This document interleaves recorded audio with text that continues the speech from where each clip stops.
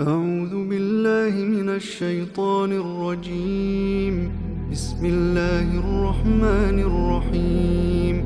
Ever closer to people draws the reckoning, while they turn away heedless. Whenever any fresh revelation comes to them from their Lord, they listen to it playfully, with frivolous hearts.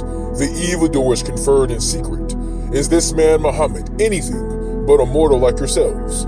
Are you going to fall under his spell with your eyes wide open?" He said, "My Lord knows everything that is said in the heavens and the earth. He is the all-hearing, the all-knowing." Some say, muddled dreams. Others, he has made it up. Yet others, he is just a poet. Let him show us a sign as previous messengers did. But of the communities we destroyed before them, not a single one believed. Will these now believe? And even before your time, Prophet, all the messengers we sent were only men we inspired. If you disbelievers do not know, ask people who know the scripture. We did not give them bodies that ate no food, nor were they immortal. We fulfilled our promise to them in the end. We saved them and those we wished to save, and we destroyed those who exceeded all bounds. And now we have sent down to you people a scripture to remind you. Will you not use your reason? How many communities of evildoers have we destroyed? How many others have we raised up in their places? When they felt our might coming upon them, see how they tried to escape it. Do not try to escape. Go back to the pleasures you reveled in. Go back to your homes. You will be questioned. They said, "Woe to us, we were wrong," and that cry of theirs did not cease until we made them like lifeless stubble. We did not create the heavens and the earth and everything between them playfully. If we had wished for a pastime, we could have found it within us, if we had wished for any such thing. No, we hurl the truth against falsehood, and the truth obliterates it. See how falsehood vanishes away. Woe to you people for the way you describe Allah. Everyone in the heavens and earth belongs to him, and those that are with him are never too proud to worship him, nor do they grow weary. They glorify him tirelessly night and day. Have they chosen any gods from the earth who can give life to the dead? If there had been in the heavens or earth any gods but him, both heavens and earth would be in ruins. Allah, Lord of the throne, he is far above the things they say. He cannot be called to account for anything he does, whereas they will be called to account. Have they chosen to worship other gods instead of him? Say, bring your proof. This is a scripture for those who are with me, and the scripture for those who went before me. But most of them do not recognize the truth, so they pay no heed. We never sent any messenger before you, Muhammad, without revealing to him, "There is no God but me, so serve me." And they say, "The Lord of mercy has taken offspring for himself. May he be exalted." No, they are only his honored servants. They do not speak before he speaks, and they act by his command. He knows what is before them and what is behind them, and they cannot intercede without his approval. Indeed, they themselves stand in awe of him. If any of them were to claim, "I am God beside him," we would reward them with hell. This is how we reward evildoers. Are the disbelievers not aware that the heavens and the earth used to be joined together, and that we ripped them apart, that we made every living thing from water? Will they not believe? And we put firm mountains on the earth, lest it should sway under them, and set broad paths on it, so that they might follow the right direction. And we made the sky a well-secured canopy, yet from its wonders they turn away. It is he who created night and day, the sun and the moon, each floating in its orbit. We have not granted everlasting life to any other human being before you either, Muhammad. If you die, will the disbelievers live forever?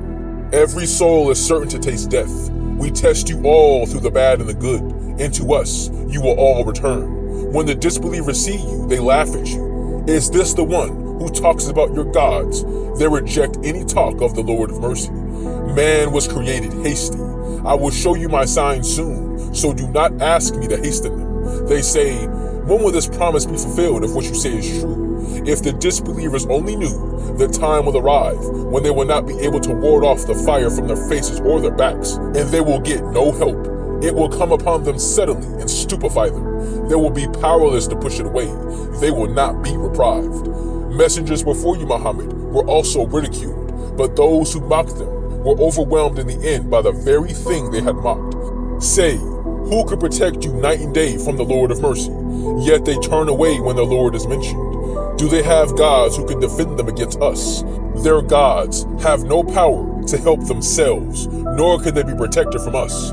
We have allowed these sinners and their forefathers to enjoy life for a long time. But do they not see how we are shrinking their borders? Is it they who will prevail? Say, I warn you only through revelation. The deaf will not hear the warning call. Yet, if a mere breath of your Lord's punishment touches them, they will be sure to cry, woe to us, we were wrong. We will set up scales of justice for the day of resurrection, so that no one can be wronged in the least. And if there should be even the weight of a mustard seed, we shall bring it out. We take excellent account. We gave Moses and Aaron the scripture that distinguishes right from wrong, a light and a reminder for those who are mindful of God, those who stand in awe of their Lord in private, and who fear the hour. This Quran too was a blessed message we have sent down. Are you people going to deny it? Long ago we bestowed right judgment on Abraham, and we knew him well. He said to his father and his people, what are these images to which you are so devoted? They replied, we found our fathers worshiping them. He said, you and your fathers have clearly gone astray. They asked, have you brought us the truth, or are you just playing about? He said, listen, your true Lord is the Lord of the heavens and earth, he who created them, and I am witness to this. By Allah, I shall certainly outwit your idols as soon as you have turned your backs. He broke them all into pieces, but left the biggest one for them to return to. They said, who has done this to our gods? How wicked he must be. Some said, we heard a youth called Abraham talking about them. They said, bring him before the eyes of the people, so that they may witness his trial. They asked, was it you, Abraham, who did this to our gods? He said, no, it was done by the biggest of them, this one. Ask them if they can talk. They turned to one another saying, it is you who are in the wrong. But then they lapsed again and said, you know very well these gods cannot speak. Abraham said, how can you worship what can neither benefit nor harm you instead of Allah? Shame on you and on the things that you worship instead of Allah.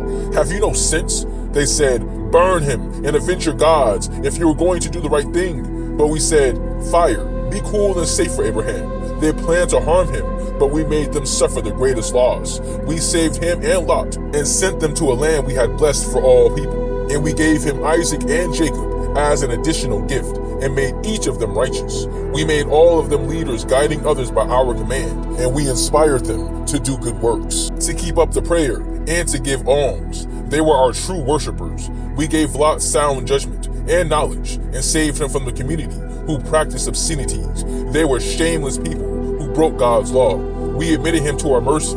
He was a righteous man. Long before that, we answered Noah when he cried out to us. We saved him and his family from the great disaster, and we helped him against the people who rejected our signs. They were evil people, so we drowned them all. And remember David and Solomon, when they gave judgment regarding the field into which some people's sheep strayed by night and grazed. We witnessed their judgment and made Solomon understand the case better, though we gave sound judgment and knowledge to both of them. We made the mountains and the birds celebrate our praises with David. We did all these things. We taught him how to make coats of mail for the benefit of you people, to protect you in your wars. But are you grateful for this? We harnessed the stormy wind for Solomon, so that it sped by his command to the land we had blessed. We have knowledge of all things.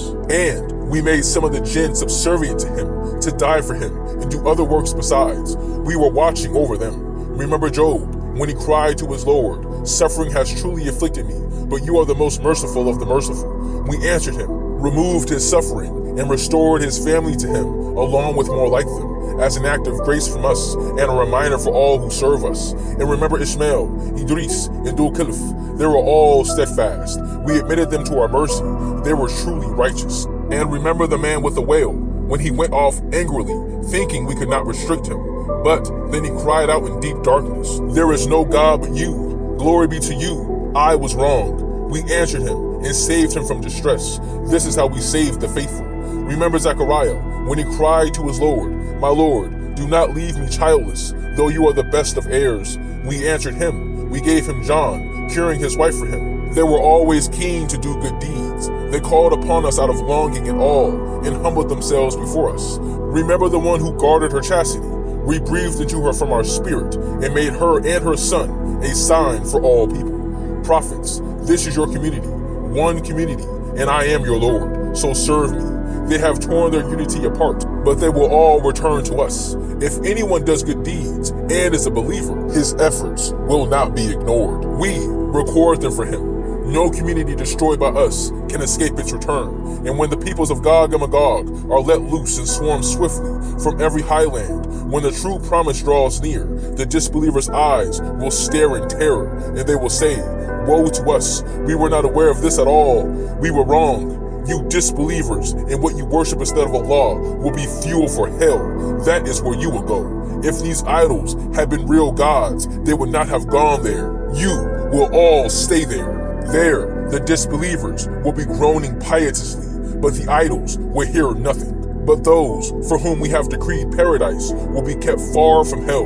They will not hear a murmur from it, and endlessly they will enjoy everything their souls desire. They will have no fear of the great terror. The angels will receive them with words. This is the day you were promised. On that day, we shall roll up the skies as a writer rolls up his scrolls. We shall reproduce creation just as we produced it the first time. This is our binding promise. We shall certainly do all these things. We wrote in Psalms, as we did in earlier scripture, my righteous servants will inherit the earth. There truly is a message in this for the servants of Allah. It was only as a mercy that we sent you, prophet, to all people. Say, what is revealed to me is that your God is one God. Will you submit to him? But if they turn away, say, I have proclaimed the message fairly to you all. I do not know whether the judgment you are promised is near or far, but he knows what you reveal and conceal. I do not know. This time may well be a test for you, an enjoyment for a while. He said, my Lord, pass the true judgment, and our merciful Lord is the one whose help we seek against what you disbelievers say.